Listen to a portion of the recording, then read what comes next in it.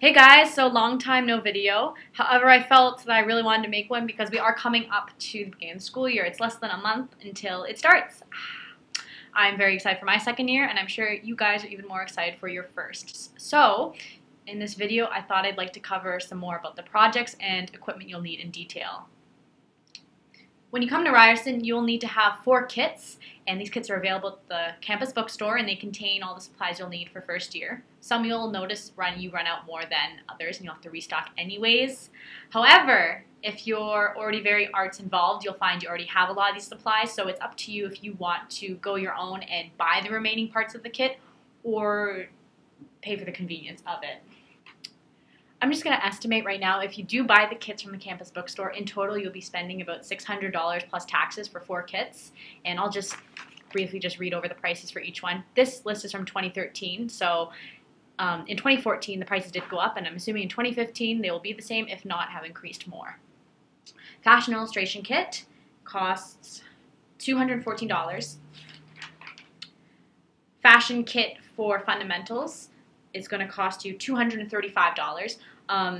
Note that a lot of this is something called Color Aid paper, and it's this fancy paint swatches essentially, and that by itself is $100 if you do buy it separately.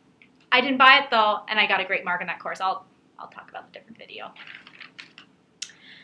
You have your construction kit for design, which is $87, so everything for the sewing machine and some sewing basics as well. And then you have your pattern making kit for $73. Because I'm such a stickler for finances, I kept track of everything I spent on everything in that program. So look at all these lovely receipts from first year. Yay! And essentially at the end, I did notice that I did save a lot of money, but then again, I spent a lot of time putting my kits together and finding the best deal. So it's up to you if you feel confident in your own abilities, or else you'll just feel frustrated and you may as well have gone to the campus store. It's up to you.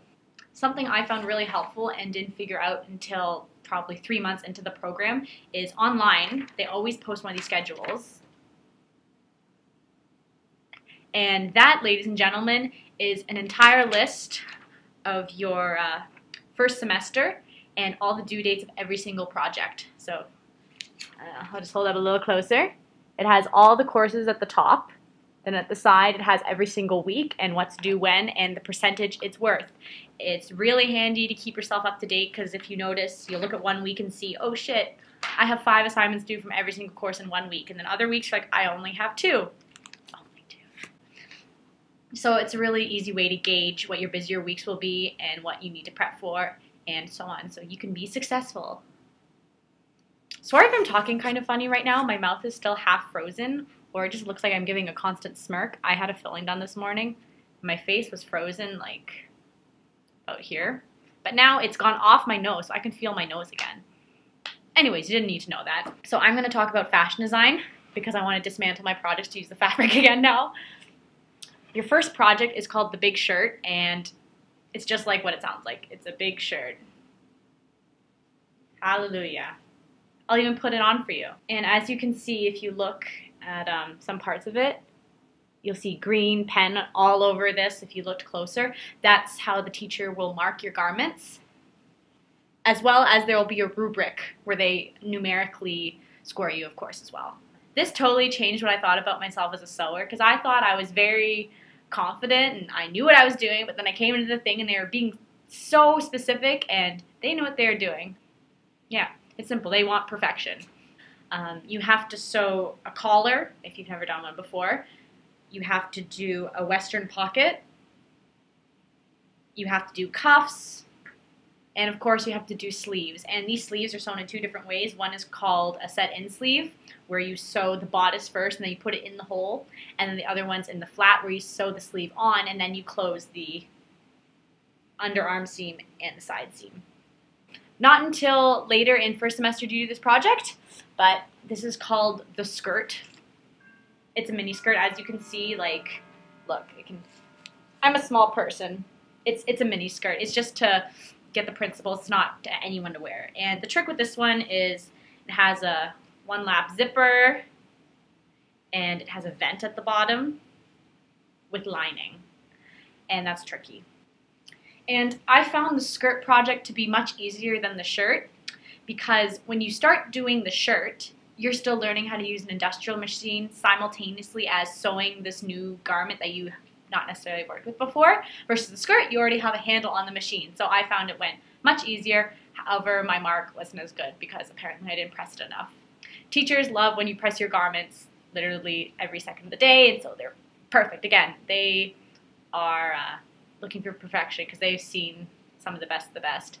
And again, they know what they're talking about. As for where you can get muslin, you can, I'm trying to think how much I even used. I probably used maybe 5 yards for my year while I was there. I'm trying to think about muslin. As for where to get muslin, you can get it any fabric store. It's such a basic thing for a designer's arsenal to have. You want medium weight, and you can get muslin for pretty cheap. You can get it for $2.99 to $4.99 a yard. So look out for sales because you will always need muslin. Always. Here is my design Bible of all my notes from first semester for fashion design. And I'm just going to give you a little preview about something that is a very typical exercise you do in class. If you look at this, we have a little, it's not over there, awkward. Okay, anyways, in the top corner you have a little sketch of what you're designing. These are called pattern blocks, and they're a basic shape for a skirt that you manipulate to make your design. And all the drawings at the top are my manipulations to design the skirt. This one's very simple. This is just me moving a dart from the waist to the shoulder as well, so it's split between the two. And that's called pivoting. And you'll learn that within the first week. As for how you're tested, I already mentioned that with sewing, they will evaluate your garment, actually, you hand it in, they mark it, you get it back. Simple as that. There's one in-class sewing test where you have to sew something within the time and then give it to them, but that's it. As for pattern drafting, you will be given a garment for your final exam, like this. This is a practice test. And be told to draft it within your 3-hour exam. So I hope this video gave you a better idea of what you'll be in store for when you come to Ryerson as for sewing and pattern drafting, and I wish you the best of luck. And if you have any questions, of course, you can leave them in the comments, message me. I'm always around. Okay, bye guys.